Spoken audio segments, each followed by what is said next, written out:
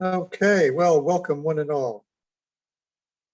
Here we are in our last Economy of Enough webinar series for 2022. We will be resuming them in 2023, and some notices will come out to everyone well ahead of time, probably late January, early February. And this evening, we'll have our usual format. That is, Louise will speak for about 30 or 40 minutes, and then we'll have an opportunity to ask questions and have a dialogue with her. So Louise is the creator of Circularity, a training. Do you call it a training company? It's just a mind-blowing company. I know that, but how do you describe Circularity? We're a design and innovation partner, actually. Okay. Good. Yeah. And Louise has been helping a number of organizations throughout New Zealand develop circular economies for their businesses. So she's going to give us a bit of general background and tell us about her experience to date. And then we'll have an opportunity to understand more and ask questions about how it relates to the issues we've been pursuing throughout the series about how to reduce energy and material use in our economic activities and try to move toward a regenerative and sustainable economy. Okay, at this point, happy to turn it over to you, Louise. I'll pin you so that you are. There you go there. Oh, and I'm sorry, Louise, just before you start, I just want to ensure that everyone has muted their speaker so that no extraneous sound comes in and interferes with the speaker. I'll indicate to you when we can unmute to ask questions later. Okay, Louise, I'll stop interrupting you and let you go for it. That's all good. Kia ora tātou, everyone. I really just wanted to... Shall I get my earphone? Yeah, there we go. I just wanted to open up the session with a question, really. Who are businesses really responsible to? Their customers, their shareholders, employees? Well, we would argue that it's none of the above, that fundamentally businesses are responsible to their resource base, because without a healthy environment, there are no shareholders and there are no employees. There's no customers and there's no business. So you maybe have followed Yvonne Chouinard, the American rock climber, environmentalist, outdoor industry entrepreneur and founder of Patagonia. And I often open with this, I guess, provocation for people, because for a lot of people who work in business, this is a very foreign concept for them to have a think about. So just to introduce myself, kia ora tātou, everyone. Ko maunga whao, te manga, ko waitamata, te moana, no tamaki makora waho, ko te hanga o mio mio te kaupapa. Ko Nash, toku whānau, ko Louise, toku ingoa. So I'm really thrilled to be here with you all today. I'm hoping for some really robust discussion and conversation and questioning and the coming together around what this topic might mean for all of us. So as Jack introduced me, my name is Louise Nash. I'm the CEO and founder of Circularity, a circular design and innovation partner. Really, we work with the change makers who are working on the forefront of radically redesigning business as usual and creating something quite different for the economy, for people, and for the environment. I didn't always do this. I started this about 5 years ago after a bit of a career pivot, which I love to be able to do, and it's great to be able to do. But just by way of my background, I mentioned, I was born and raised in Tamaki Makaurau. I am the granddaughter of tomato growers in Otahu. So that was where I made my first steps. and my parents and my grandparents lived together and grew tomatoes before our country signed a deal with Australia around closer economic relations, and then that whole area really changed. And if you travel to Otahu now, it's this big subdivision. So we used to have some food baskets pretty close to where we live and work, but that has changed. But right from the get-go, my passion for learning was something that drove me. And so throughout my career, probably like many of you, that quest to kind of find out more has enabled me to kind of travel the world and study throughout the world, from things like law and economics through to the role of technology and the environment. So really thrilled to be here with you today. And the work we do at Circularity really recognises that the vital essence that connects all things is of and from the natural world, including ourselves. And so the team that I lead, it's really important. We're here for the environments, the animals, the oceans, the land, the well-being of all people. And we acknowledge the close connections and intergenerational relationships that the Indigenous people of this place hold and across the earth. So the circular economy is the topic of our conversation today, and really it's at the heart of all our conversations at Circularity, because we see that currently the way we live, make, work and do business is taking far more from our planet than the environment has to give, and really without the space to regenerate. So the question I'm posing for us all in this session today is, can we regenerate nature by accelerating the circular economy? I'm going to outline a bit about what the circular economy is and my understanding of it, break down what that looks like in reality in Aotearoa by sharing some real world examples of the work that we do to helping businesses design these kind of circular solutions and addressing the big environmental challenges they're facing for their people, for their staff, for their stakeholders, and for where they come from and where they run their businesses. And I mean, I'd like to put a question to you, in terms of, what brought you here today and what you might be looking for from our session together. And you might like to just ponder that and drop that in the chat now. And it's something that we can pick up at the end. And if I manage to see them come through, I'd love to hear from you all. Yeah. So, without a doubt, we have a very significant demand for change that's rising up. And I know this might be many of your worlds, things that but I think in my time over the last 5 years, just to see the increase of people that are aware of how much damage has been done to the planet. So we know the limits of our planetary boundaries is being exceeded, and it's really been caused by human behavior, and it's an incredibly severe situation, and there's a limited moment in time in which we can change this trajectory by addressing the excessive amounts of waste, pollution and degradation. You might know that we create and extract almost 100 billion tonnes of biomass, fossil energy, metals and minerals from the earth every year, and that's just to kind of put that in size and scale. It's about 100 Mount Everest every single year. Less than 10% of that is ever recovered, recycled and repurposed.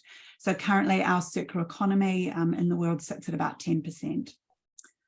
Pretty much everything else ends up in the environment, whether it's through our bodies or through our land or through our water, as polluting waste. And this extraction and processing of our materials, fuels, food, they contribute just about half of our global greenhouse gas emissions, and over 90% of biodiversity loss and water stress. And obviously these imperfect systems that we've created that have contributed to this have a whole bunch of other social challenges that have come out of it, such as, one person in 9 is undernourished. And as much as 1/3 of the food that we produce around the planet is either lost or wasted. So there's definitely time to redesign. And we see this as largely caused by this fact that we make waste. So whenever we talk about the circular economy, we always talk about, well, what's that 90% we're now facing, and the actions that are set up there means we extract, we make, and then we throw it away. So we really see that our future economy needs to work within these boundaries. And you might find this pretty interesting. It's quite small, but you're welcome to take the reference. Every year, the Circular Gap report is produced. And this is one of the ones that was recently presented at COP27, and it really zeroed in on the idea of justice and of safety. And you'll see there I've done a little circle around where New Zealand sits and how far out we are, but it's kind of fascinating to see who sits really close to that ecologically safe and socially just space for humanity. You know, you've got Cuba, which I was kind of surprised by, and Ecuador. So this is that ecological footprint of these countries. And I think it probably largely contributes in terms of how developed they are in terms of their economies. So probably like me, we're starting to kind of think that sustainability is not enough.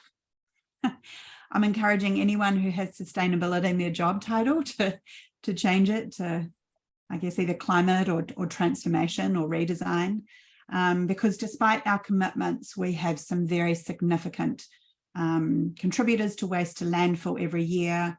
Our consumption goes up with our income, and we're generating 7.14 tonnes of CO2 emissions per capita, among the highest in the world.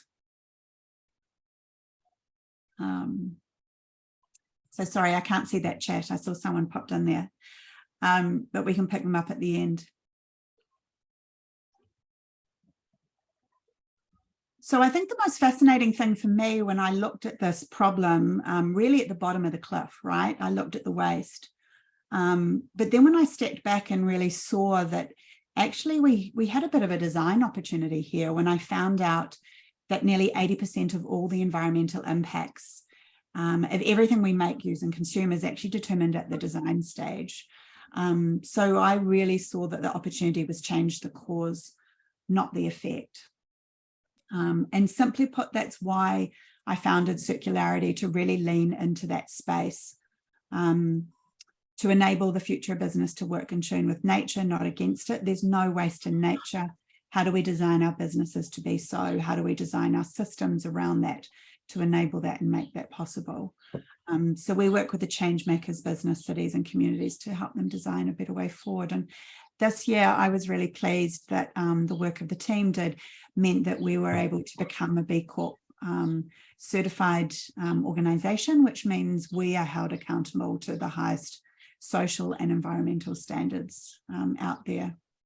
And the work we do enables some really big shifts to occur from very closed systems to opening them up, from silos that we see across and within industries to forming connections, because it is largely a disconnection that we see as a problem to solve, from waste to thinking about resources, from problems to focusing on solutions, from ownership to providing access, and from degradation to regeneration, and linear to circular.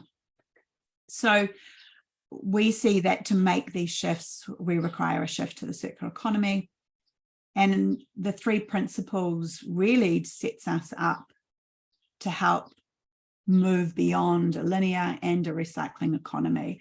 And that middle one seems like a big obsession for our current state. So enabling us to actually design out waste and pollution at the outset, to keep our materials in flow and in high value. So what we have here, we make the most of it, and to regenerate our living systems while we're doing that. If we do this, you might have seen some of the stats that's come out. We have the opportunity to unlock about $4.5 trillion globally, really just in wasted resources and things we produce that aren't going to last or can't be reused. And we have a real opportunity to address 45% of those global carbon emissions and how we extract, make and consume. And I thought I'd just drop in the butterfly diagram, if you haven't seen it, from the Ellen MacArthur Foundation. Apologies, I can't see the chat. Is it worth us pausing there and opening up the conversation, or shall I keep going?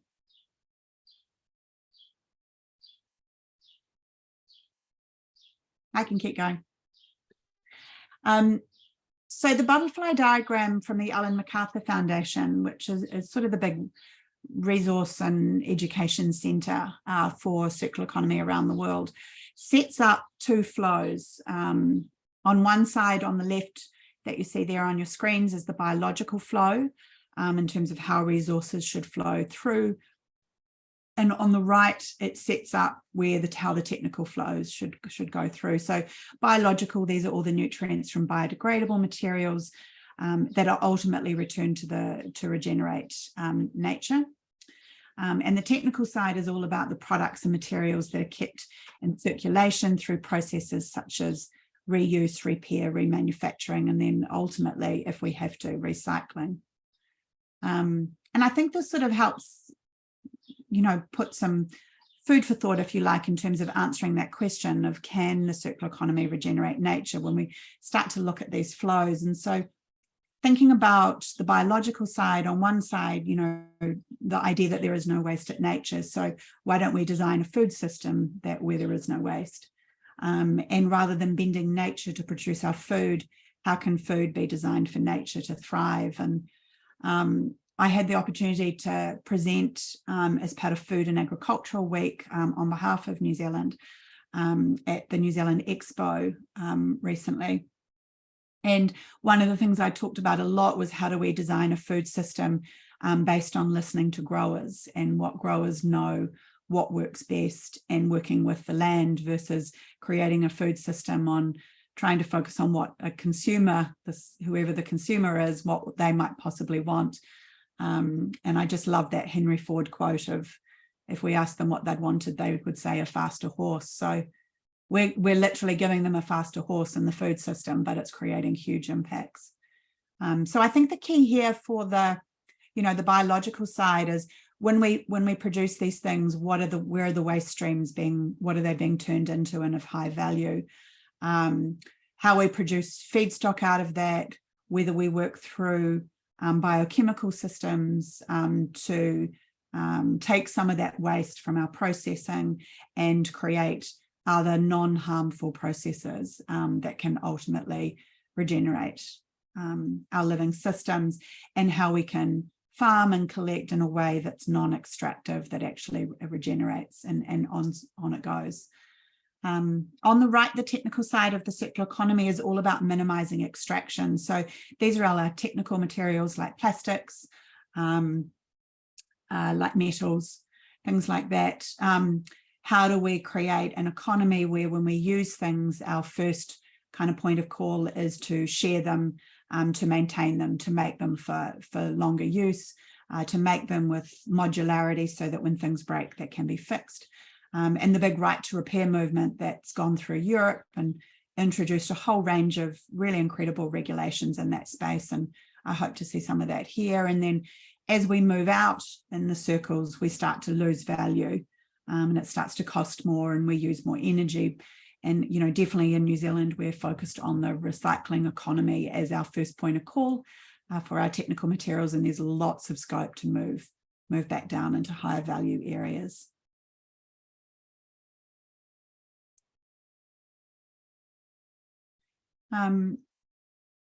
So something that I created as part of a Masters of Tech Futures, I sort of took those theories and learnings about the circular economy, the principles, and I interviewed, quite a few people around the world.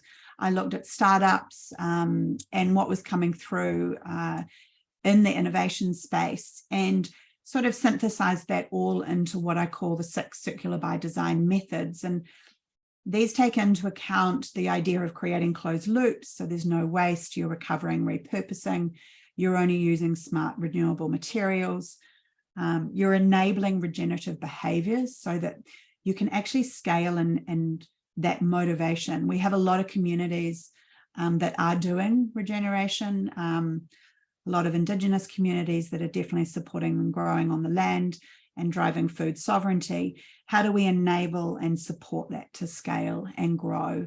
And how do we make that part of our economy? Because at the moment, those activities and behaviours are quite often sitting outside of the economy. How do we build in circular business models for businesses to enable to lean into this space and still go on to employ people and be able to offer customers services and access over ownership?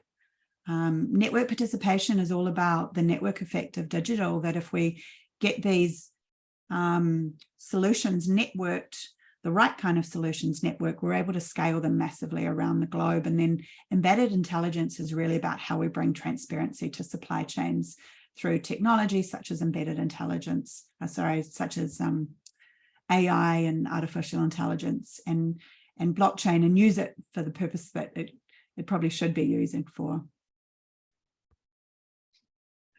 And all of this really adds up to this idea that, you know, every single business is actually a subsidiary of the environment, and our economy actually exists within the natural environment, and yet we act as separate entities. So this is largely about changing our mindsets. The economy and the environment aren't different. So we need to create rules and engagement within that same sphere. And, you know, largely in Aotearoa, this is how we can act as kaitiaki, and learning from Matanga Māori and Te Ao Māori, these worldviews around how we can take that responsibility forward, and not just for this generation, but for future generations. And so that's why we are absolutely focused on radically redesigning the future of business. So we are not so much focused on how we might, I guess there's some people that are focused on the household and on the consumer end. And we're definitely focused on how do we transform business in this space, because we see the opportunity of changing minds, changing business decisions, and the scalability of that within Aotearoa. But I wanted to share with you this image because what I learned from interviewing people who are working in this space and people who are looking to transform their businesses is it's not perfect what comes out, and it's definitely not perfect straight away, and it's not perfect for quite a while, and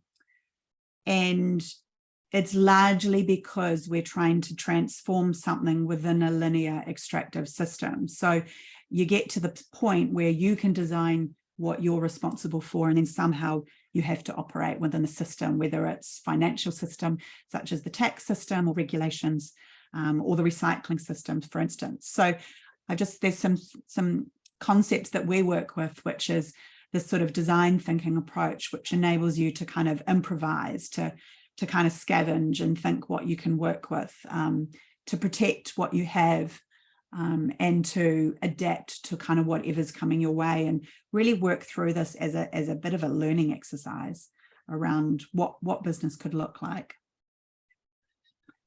And so for us, this is all about building bold visions, building capability, designing solutions, and sharing impact. And we see that if a business or an organization is leaning into these four things, then they're able to unlock mindsets and create some transformative change. And in working in that way, that's enabled us to deliver around 50 strategies for change across some fairly large audiences in the time that we've been working. And we've designed nearly 50 circular solutions for our businesses in Aotearoa, 5 of which have been designed specifically to regenerate living systems, mostly in the food space. And 25 different materials that we've worked with. So everything from kind of packaging and polystyrene and cling film through to timber, crop waste. We've redesigned children's shoes, MDF, textiles, and even power poles. And that adds up to about 17.3 million tonnes of materials to be kept in flow through those systems. And with the potential to increase the circularity of what we call of those materials. And that's pretty good, considering the whole world is only 10% circular. So we're keen to obviously keep edging closer to the 100%. So I just thought I'd share a few little case studies of the work. You know, what does this actually look like? Because to be honest, you don't often actually hear the stories of the good people on the ground doing the mahi. You often hear the ones that aren't doing such a good job.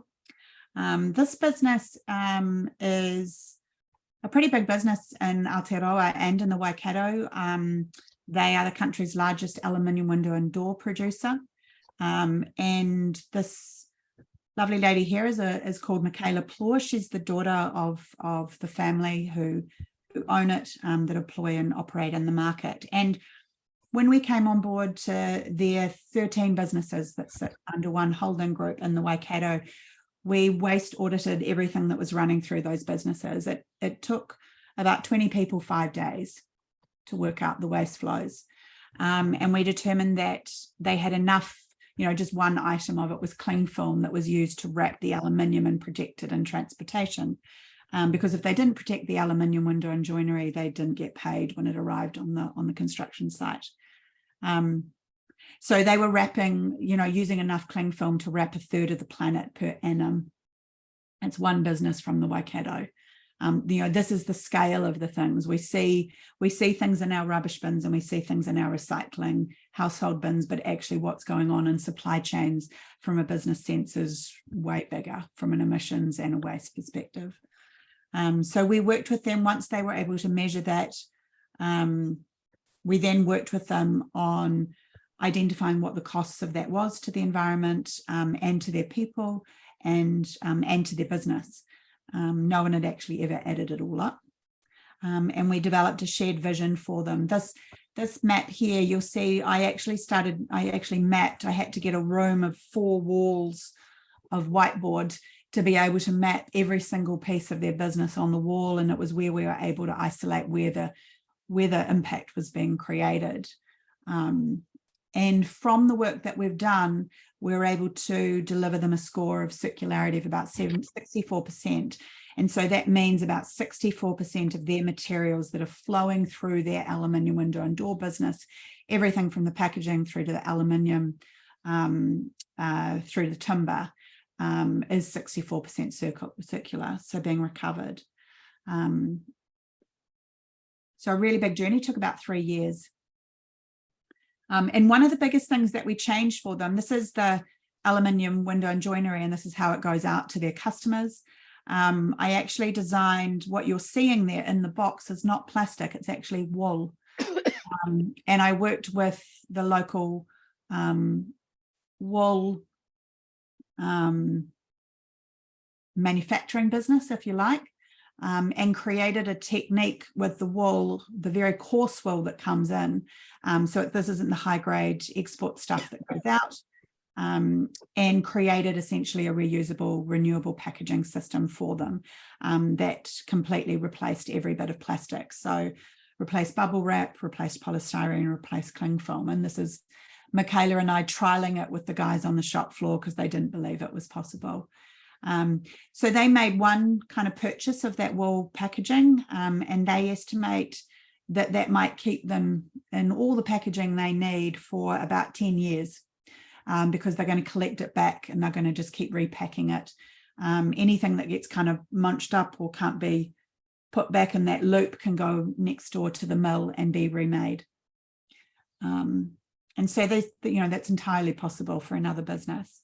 We're working with Countdown. They have a very significant goal around achieving zero food waste by 2025. When they had that goal, they had no idea how they were going to achieve that. And we really walked the shop floor and the top floor and everyone in between, and interviewed the staff and found out what was going to waste and why, which was largely the business model, as you can probably imagine. And we presented to them 12 circular solutions that would enable their organisation to reach zero food waste. So they're obviously already doing quite a bit of redistribution of food to charities and to places like Kiwi Harvest. But we know globally that never truly solves food waste, because there's so many different types of food and quality of food that's not fit for human consumption. So there needs to be lots of different solutions in that space. One of the solutions we found, because they had a lot of bread going to waste, so we worked with a kitchen, a catering business, to take all their bread waste and design a rescued cake flour product, which just hit the shelves about 4 weeks ago and is being pretty well received. So all that bread waste literally goes through a process, has some ingredients added and goes back out. All of that would have gone to landfill. And then really thinking about how we grow our food and how we could grow our food that enables regeneration, and how we can do that at scale. So we worked with Leader Brand, who again is one of the country's kind of biggest producers of a lot of lettuces, a lot of broccoli. I've never seen so much broccoli grown in my life as I have on their fields up in Pukekohe. But that growing to that level of productivity to deliver those numbers to the supermarkets, which is largely their customer, has meant that they have lent on the ability of chemical-based nitrogen to essentially grow those vegetables at that scale. And as we know, nitrogen loading in our waterways and on our land has a very significant impact.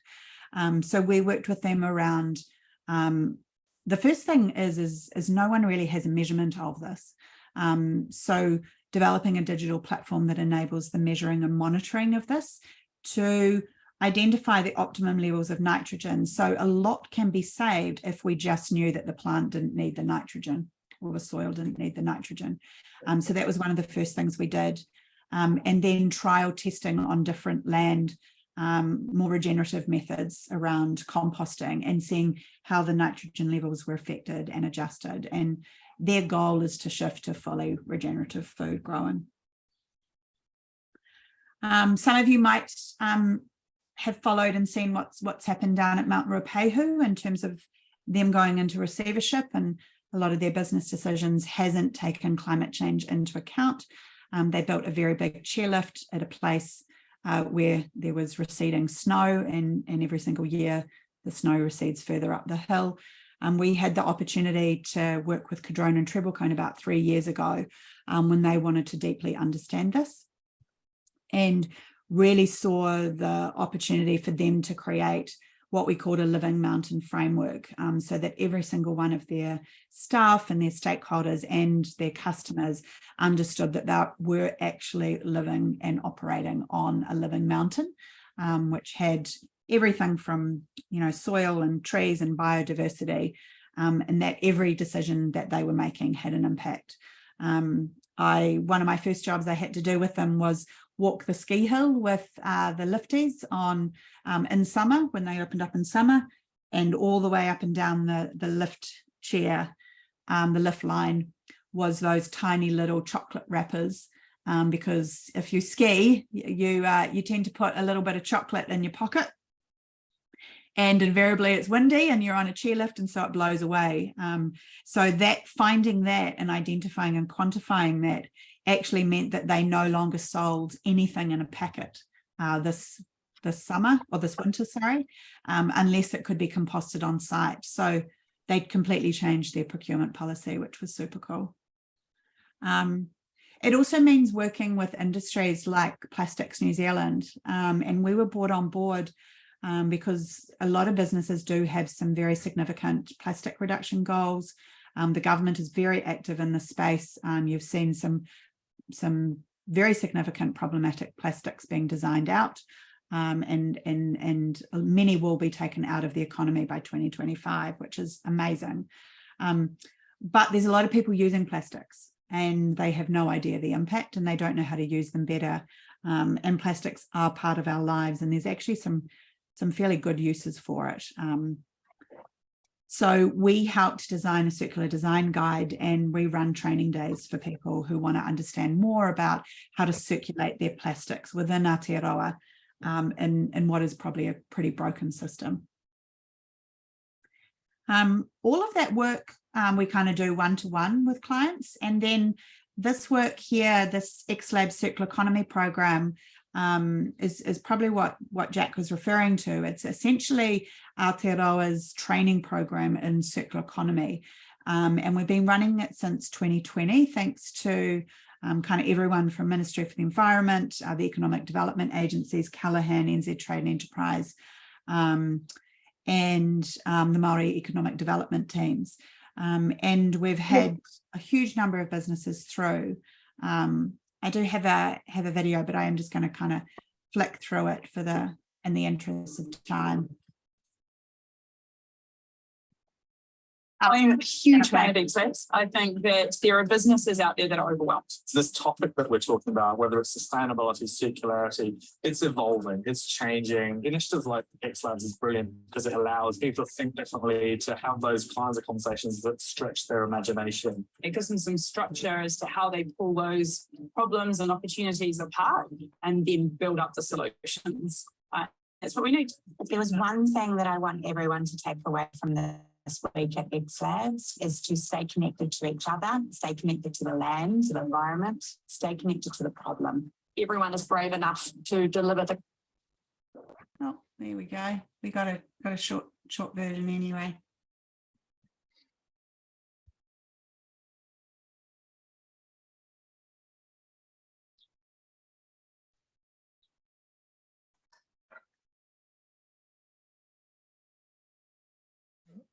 Not sure what's happened here.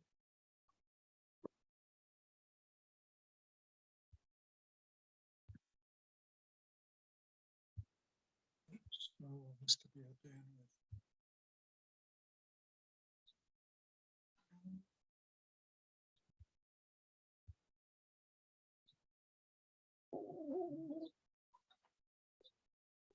Oh, sorry, everyone. Hi, Louise. I'm not sure what happened there. I think the video within the Zoom might have created a problem with the bandwidth.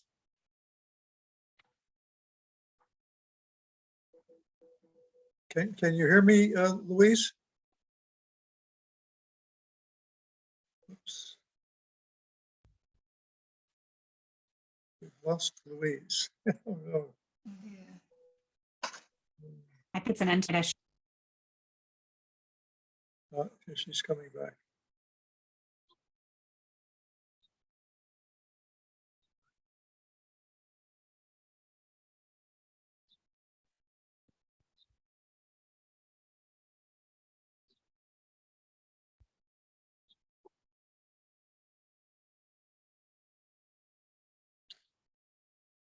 Where is she?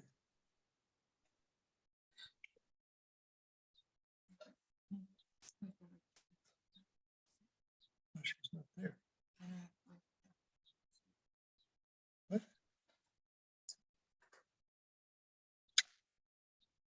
I'm hoping that Louise will rejoin us. I don't know quite what's happened here.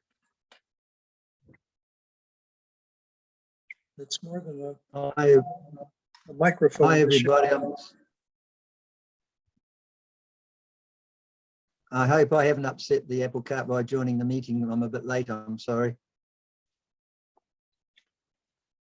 No, I think it was Louise was attempting to show a video, and I suspect it became a bandwidth problem with the video on top of the Zoom.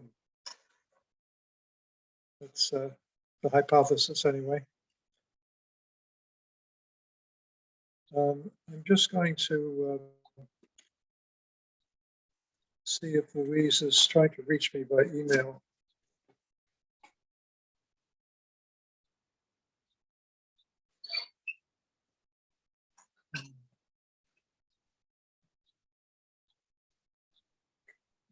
How's that? Oh, there she is. Hi, oh, you're back. Great. I'm not sure what happened there. Sorry about that. I got sucked into the lack of Wi-Fi universe, I think. So sorry about that, everybody. I was pretty Good. close to the end.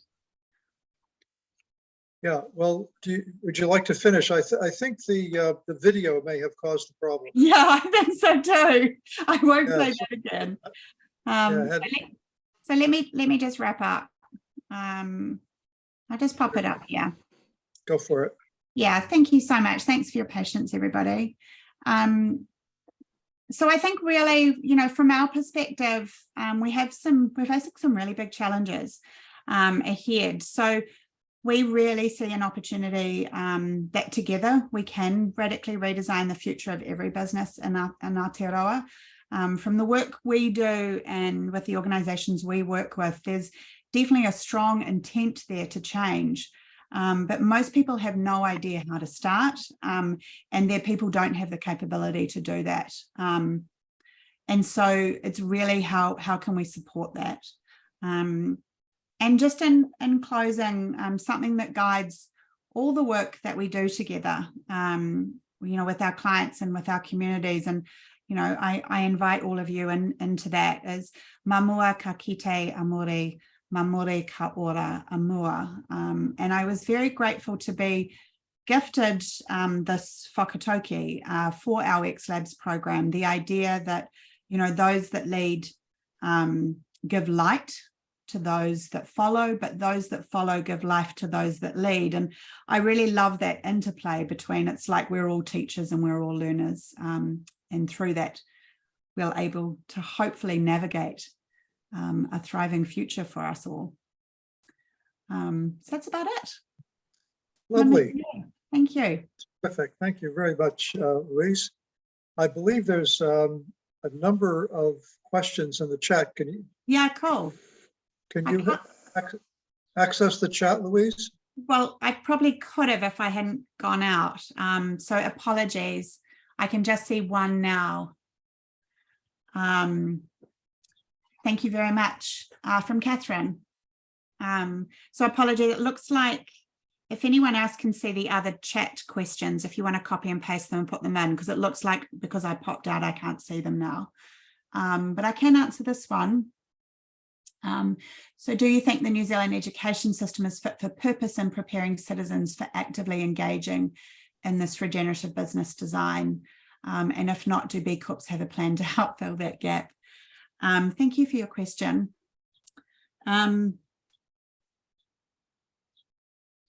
The quick answer is no, unfortunately. Not that I've found. I have done pockets of work with people like the Young Enterprise Scheme. So some of you might know there's a nationwide organisation called Young Enterprise, and they essentially help unlock the next generation of innovators. And they did ask that I come in and build some of our work into their curriculum. And I did that as part of sort of our volunteer work. But that's really been the only kind of work I've done in that space. Other little things, like I've looked at working with the Ministry for Education. Obviously they build a huge number of schools. They have a massive building program. And I've been wanting to kind of find out how they might be thinking circular with all the building materials, but also to create a living learning lab for children to learn about emissions and embodied carbon and the natural systems. And I was definitely met with blank stares. So if anyone knows anyone in the Ministry for Education, please connect me.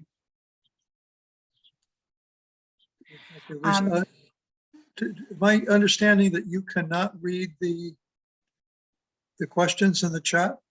I think I've got some now. I've seen Catherine's, I've got Robin's. Yeah, they're all coming through. Okay, well, why don't you just take them as you wish? Yeah, cool.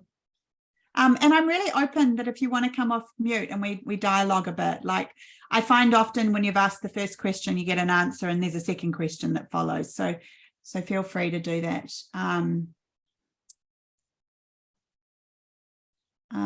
So the next question is around how circular economies are being implemented in compliance with the UN Business and Human Rights guidelines, including national business and human rights plans of action. I don't actually know the answer to that question. I'm sorry. I'm not across the UN Business and Human Rights guidelines. But sounds like something that we should be doing. One group that was part of our XLabs program was an organisation called the Western Initiative. that is based out in West Auckland. And they are protagonists to look at how to unlock growth out of the area that is equitable. And they came into the XLabs program to learn about the circular economy and weave that with Te Ao Māori. And one of their sort of questions that they posed that they have lent into was how might we decolonize the circular economy, which I was utterly thrilled to have a team and an organization going through the program with that question. And you know, they definitely came to it with that insight that people can't heal the planet unless we heal people first. I do see it time and time again in our work, that the people that are expected to do the mahi and do the work are the ones that are in the least privileged position. So I'm very, very cognizant of it.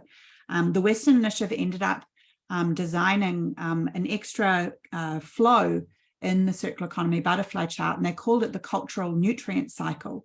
The idea that extraction of our Earth's living systems is exactly the same as extractions of culture that doesn't return value or mana back to those that share it.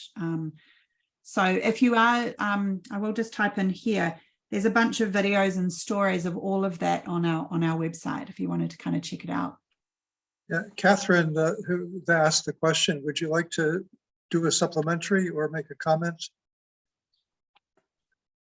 Go ahead. Kia ora, I'd be happy for other people to have their questions put to Louise, because I don't want to hog the space, but I do want to emphasize there is a whole framework for human rights and business obligations and duties actually, and to hear that you may not know about it is interesting, shall I say. Yeah. Well, I thank you for sharing it. I thank you for sharing it. Okay, the next is a comment from Molly about going beyond this, well, suggesting that her work goes beyond the circular and that it brings back the carboniferous, create city forest. I think you've done some work with forestry, haven't you? Tree planting? I have. Back in the 70s, I was interested and participated in forestry development conferences. So that's been one of my interests all the time. My friend Ian Cave has designed a wood burner, home wood burner, which is so clean that he extracts the gas from the base of the flue and the particle content is undetectable. Wow. And the carbon monoxide is almost zero.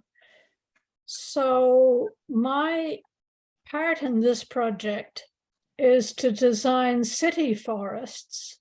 Amazing. Which will grow wood, tall and thin. It's called the Miyawaki method.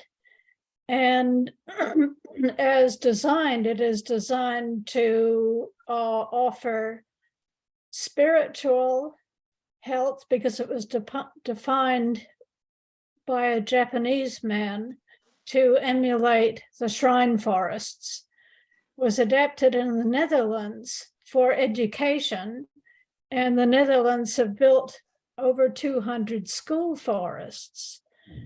And I have unbelievably suggested that forestry could be designed within cities to yield significant amounts of biomass if and only if the energy is short.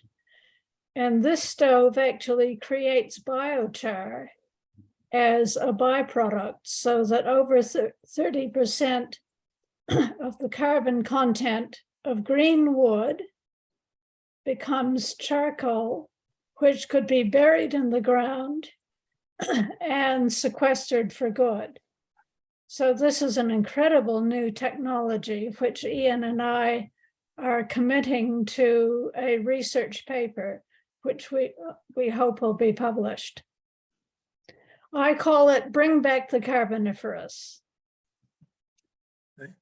Yeah, I mean, that regenerate living systems is super key. There's a lot of work in the circular economy space that's just focused on cities, and Amsterdam's considered one of the leading ones. Sometimes food is favoured over forests, and I think finding a balance between those in terms of meeting the needs is tricky, particularly if you're a council making those decisions. Oh yeah, Molly, you got a retort on that one. I like it. Yeah. You take, if you harvest some of the greenery, you feed it to either deer or possums, and that's your food. And their droppings go back onto the forest to complete the nutrient cycle. This is carboniferous. The carboniferous drew down so much of the carbon dioxide of the world that it led to an ice age. Now, we don't have enough cities to do all of this, but we can sure as hell make a difference. Do you have a city in mind where that could happen? Oh, Lower Hutt? Oh, there you go. Thank you, Molly. Thank you for sharing. It's really cool. Louise, I think you responded to this question from Joe D about energy. Is that right? That you've already responded to this question? I think the next one we're up to is around degrowth. So what's my view around degrowth for certain business activities? Oh, so you can see the questions. Go ahead. Yeah, so I'm there. So I think I probably want to do a little check-in with you on what the degrowth business strategies are. I just think because a lot of people use the language of degrowth, and I just want to make sure I'm clear what you're referring to. Are you able to share? To clarify that? Yeah. It was Catherine's question. Kia ora. Yeah, degrowth of those like life destroying or harmful business practices, and maybe expansion of life nurturing, life sustaining practices is pretty much what I'm cool. thinking of. Yeah. So that's how we view designing out waste and pollution, essentially. So if you're able to design out waste and pollution from an organization, you should be enabling them to reduce their harm, not only in their operations, but in what they deliver to market. But I do agree with you with the second point that you're making in there, in terms of voluntary business action won't get us there. I think we have definitely had enough signals that to businesses from government around what they want to see, and I think it's definitely time to start adapting some more significant incentives and disincentives around linear behaviour and behaviour that causes harm. There's lots of little things that Europe has done that has been incredibly successful. One of them is if you have something broken in your home and you get a repair person in to fix that, you don't pay tax on those services. So that's incentivizing you to get something fixed and incentivizing that whole service to be delivered to you versus just putting it in the bin. And you're penalized if you put it in the bin. So I think we need a few more of those incentives and disincentivize. So I agree, we're not going to get there with voluntary. Andrew, you asked about my immediate interest is circular economy versus entropy, suggesting a degrading flow of energy and resources. Can you share a little more? Is there a question in there for? Yeah, it's just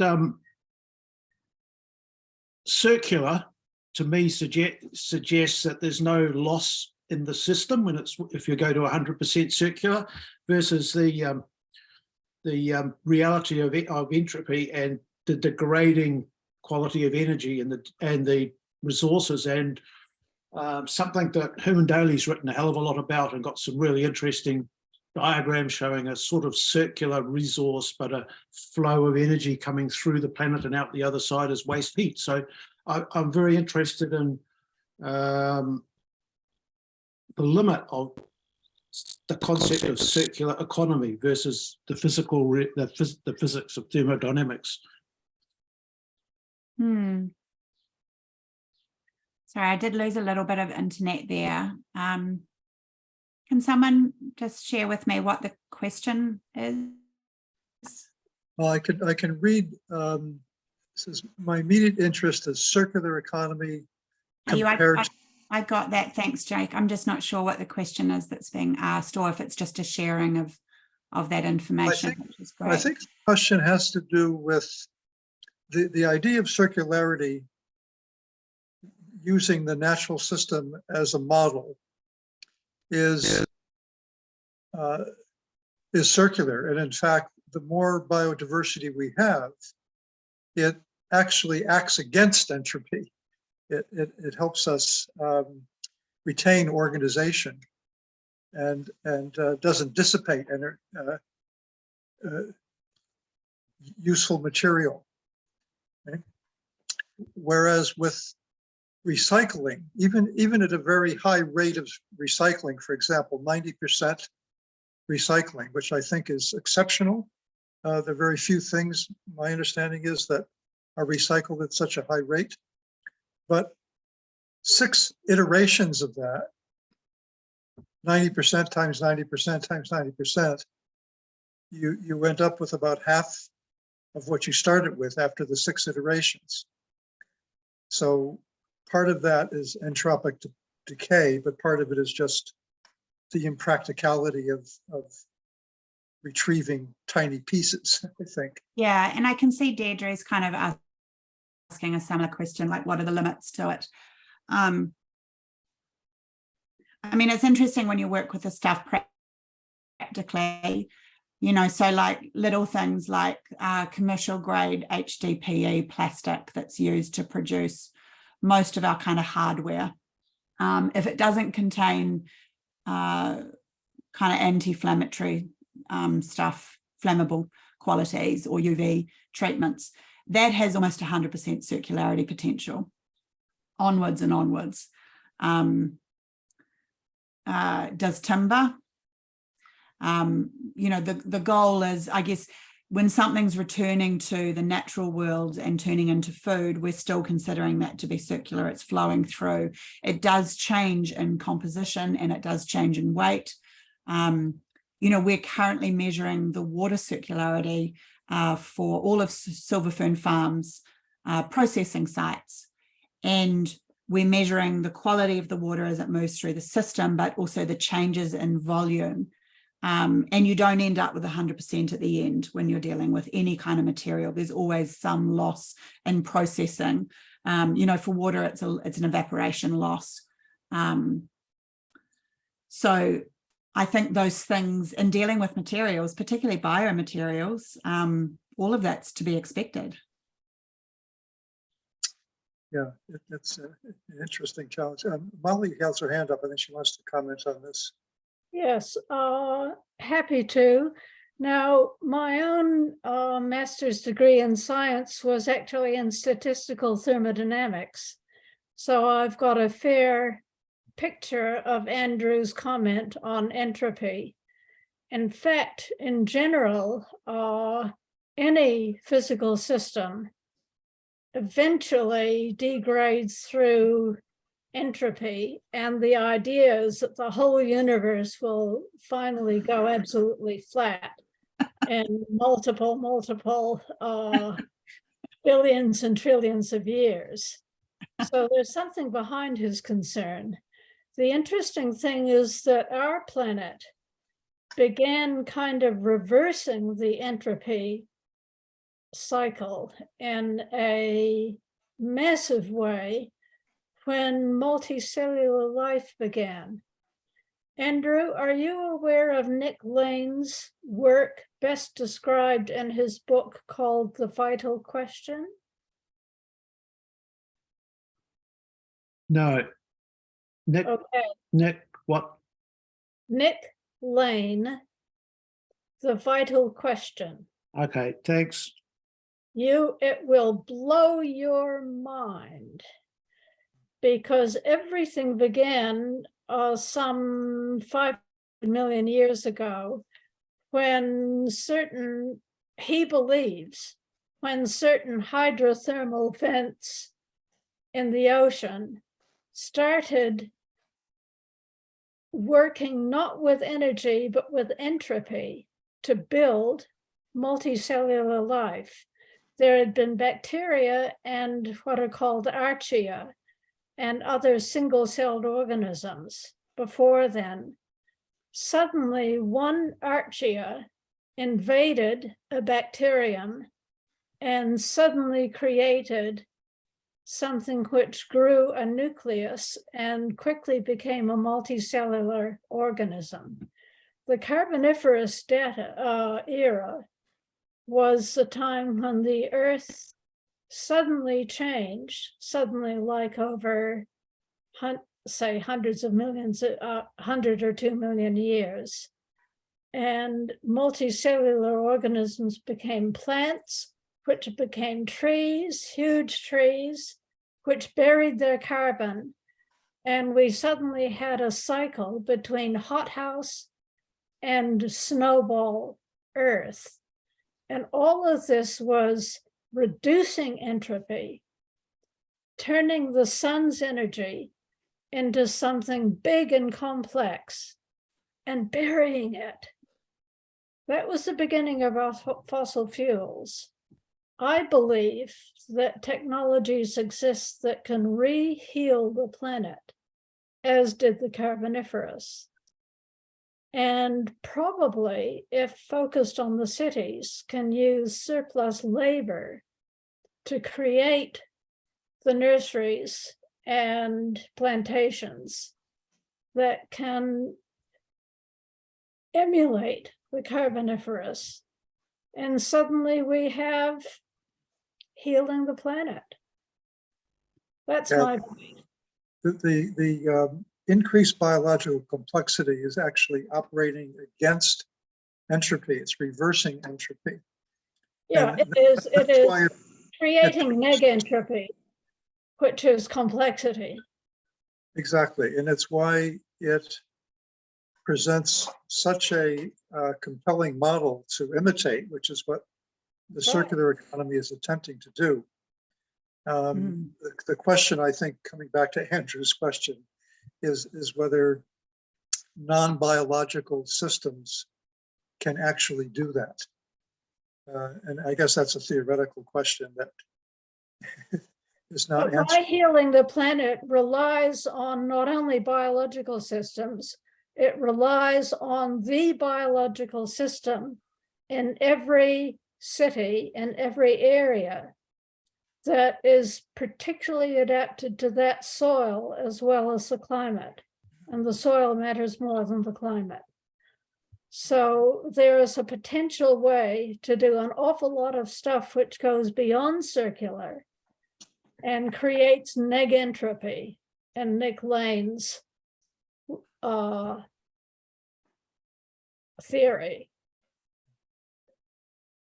Okay. A related question is in terms of, you mentioned that globally, we're currently using about 100 billion tons of natural materials. That's sort of our material footprint. Do you happen to know, Louise, what New Zealand's material footprint is?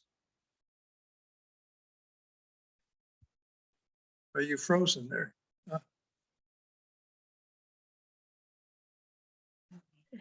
Are you still with us, Louise?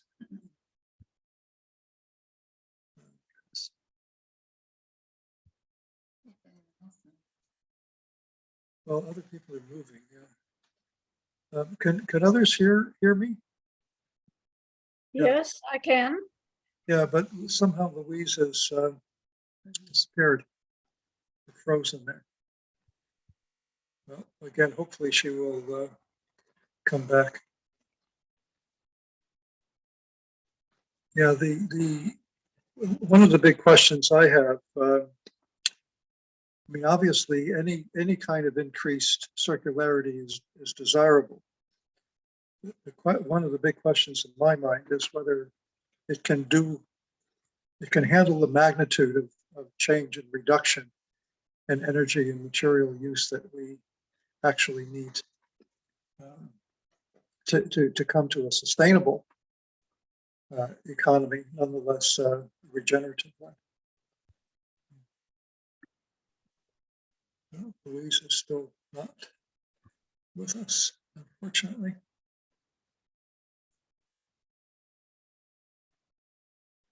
Yeah, one of the other, oh, there you are.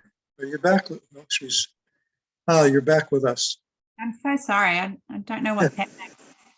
My teenagers must be having a ball in the house somewhere. Yes. Yeah, we have a rule in the house that no other online stuff we're doing. I did have that rule, Jack, but clearly they're not following it. Yeah. Louisa, there was a question that I was putting to you. Yeah. In terms of the 100 billion tons of raw material that we use annually, do you know what the New Zealand material footprint is? Like, what is the magnitude of the challenge we're facing in terms of trying to make things more circular? Yeah, I mean, all we have is kind of our export and import flows, right? And they're not by materials. But I have put to MB how we might measure that. And it's totally possible. It is part of their plans. They're writing a circular economy strategy at the moment, and that would be my goal, to get that over the line, because we can't address what we don't know. Yeah, it would be very interesting. So I haven't seen any data on national material footprints, but it may exist. Yeah, from the organizations that we work with, packaging will have to be up there in the top 5 of imported materials.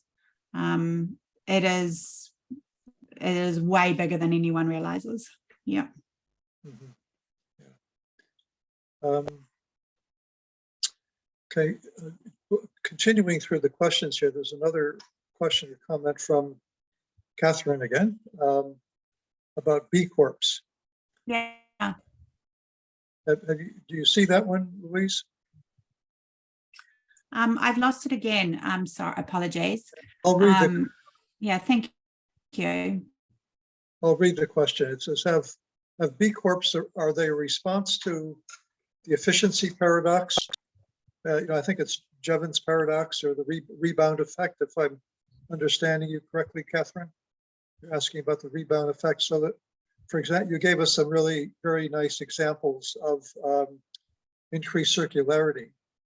And the question that was going through my mind as well, as occurred to Catherine, is, are those sort of savings going to be used elsewhere, either by the same company or other companies? I mean, that may be a question beyond what you can deal with the company that you're helping. But it seems to me it's part of the other question that came up about the rules for an economy. It's one thing to have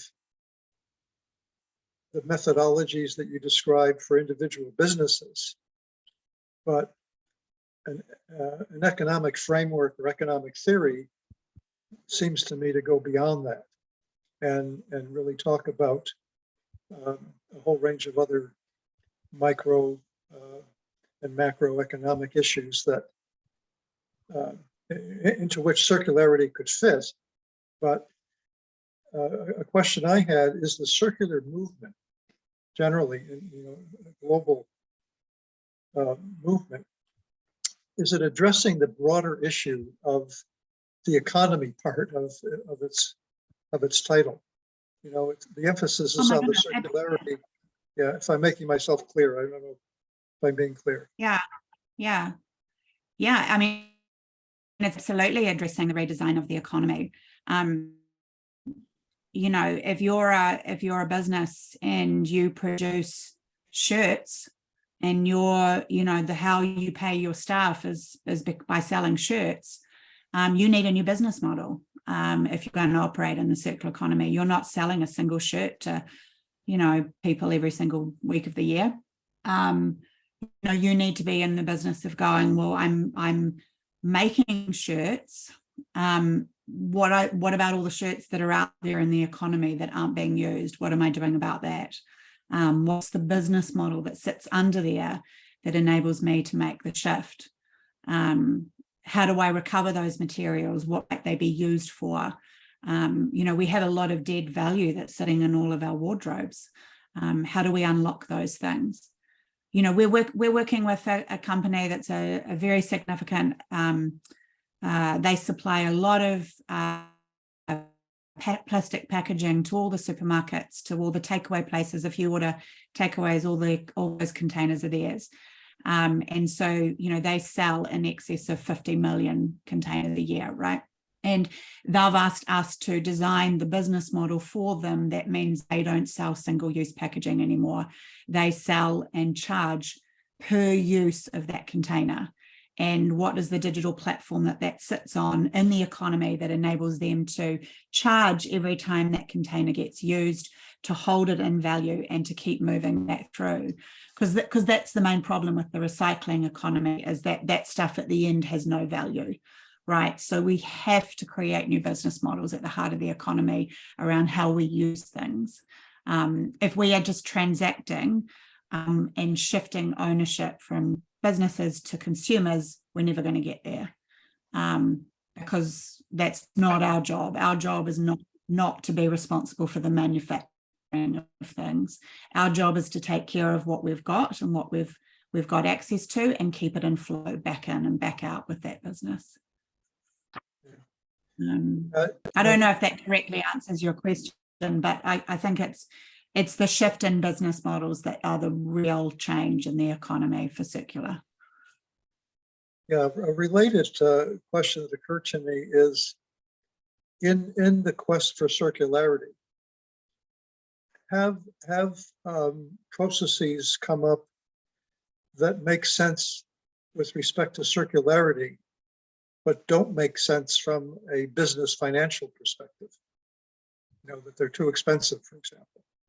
Yeah, it's a really good question, Jet. And to be honest, I think it's why most businesses don't do it. But pretty much every project we've worked on, the savings are very significant. But all this cost of waste and people's time and the impact that it has on people, the cost of packaging, the cost of these materials, as most people here know, none of the true cost of that is ever calculated. And when it is, it's very confronting. The Profile Group example, when we determined that they were using enough plastic to wrap a third of the planet per annum, those directors fell off their seat, right? They had no idea that was the extent of it. And literally some of it was traveling, 200 meters down the road, and could have been wrapped in a blanket in someone's back of their car. But it's the scalability of this stuff. When we said you're spending, $5 million on timber a year to make a cleat that goes round a box that holds the box together, you're using nails in it, and that means at the other end of it, that wood gets pulled apart, nails stay in it, and it goes straight to landfill because no one can afford to de-nail it and put that back in circulation. Those costs definitely are very significant. So when we shifted them to wool and created a closed loop of every bit of plastic that they use, ground up, turned in, and we actually a 100% recycled plastic off the bottom line. There's a few more questions coming through. Okay, you can see them? Yeah, I can see the new ones too. Thank you, Mandy. That's some lovely. As you wish.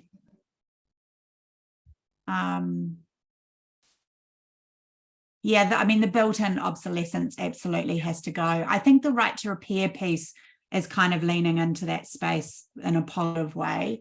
In terms of their energy and processes, absolutely, that it needs to be renewable energy. That we're not moving ahead if those new processes are run on fossil fuels. We've currently got out in South Auckland a company that is grinding up all our concrete roads. So every time a road comes out and a new one goes in, they're taking the old road. But the only machines that can do it at the moment, if they plug that into the grid, it would turn the lights off of everybody. So they're currently using fossil fuels to do that. That's not circular. It needs to be renewable. So it's all these issues that pop up. That's why it's a system, has to be a system solution for that stuff. There was another question that I remember from before around if we see more businesses making these changes, does that encourage others? And I think yes. That's I'm a storyteller as much as a practitioner, and so a big part of our work is sharing these journeys of these other businesses, and I consider them leaders. We don't have all the answers, but they're willing to make some really big decisions in their business to find out if they can make a difference. So yeah, telling those stories definitely inspires others. Yeah, one of the things I'm very pleased to see your examples of circularity in the food industry. Yeah. It's one of the things that's struck me in looking at these issues is that the scale of the challenge is enormous.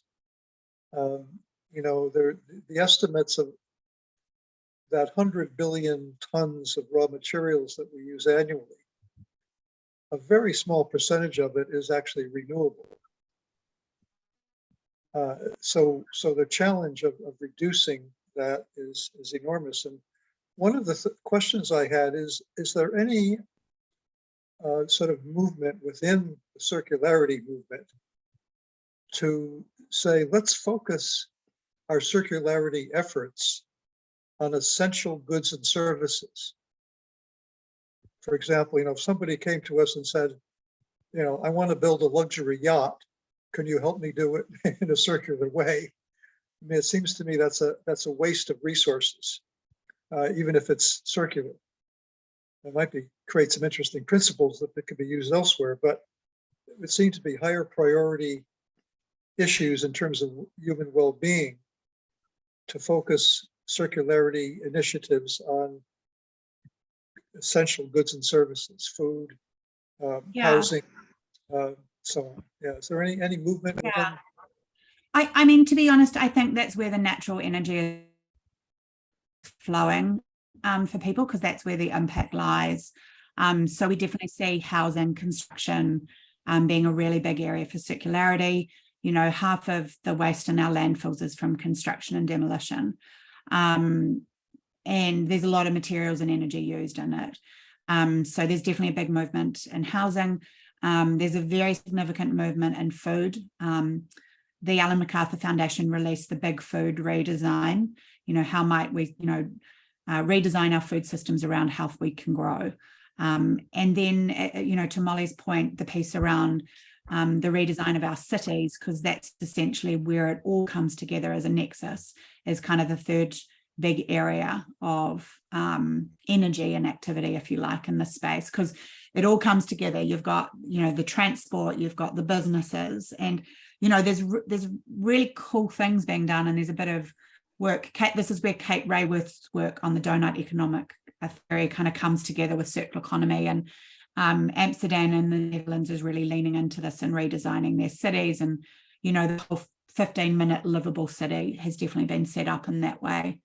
But you can't deliver those unless your infrastructure and your systems and your processes are circular, because you're going to have a big truck trying to drive in and deliver something, and that's going to throw everybody, right? So everything, how things flow in and out of cities, and around the fact that we need to grow in our cities for everything that gets damaged while it's coming out from the outer edges. So how do we grow our food in the heart of our cities? All those soft perishable things. So those are the big areas that I see, Jack. Another question stimulated by one that Catherine again has made, and that is, are there any government regulations that you would like to see that would encourage, support, facilitate the development of circularity in businesses? I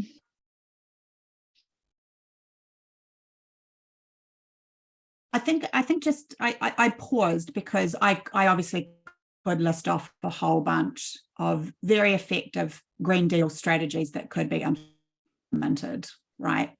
But I paused because I think the challenge that we face at the moment is I don't think we as New Zealanders, as citizens of Aotearoa, see ourselves in the circular economy yet. I think that we have a bit of an identity, a kind of alignment. And you see that in where some of the money is flowing at the moment in the space and what's happening at a government level.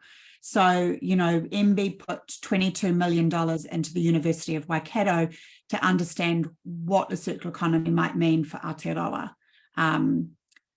But no money into innovating in the space or actually changing the rules, right? I think we're at the stage where we're going on a journey to find out what that looks like for us, and what that means based on our values and our intent.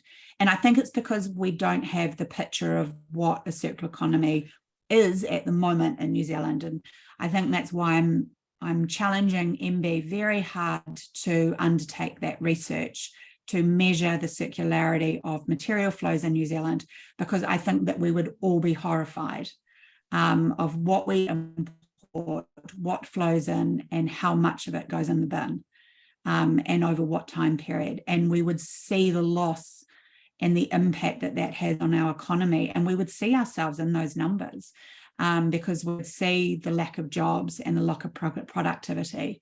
And we would see, actually, we've kind of turned the New Zealand economy into this, consumerism of cheap stuff being bought in.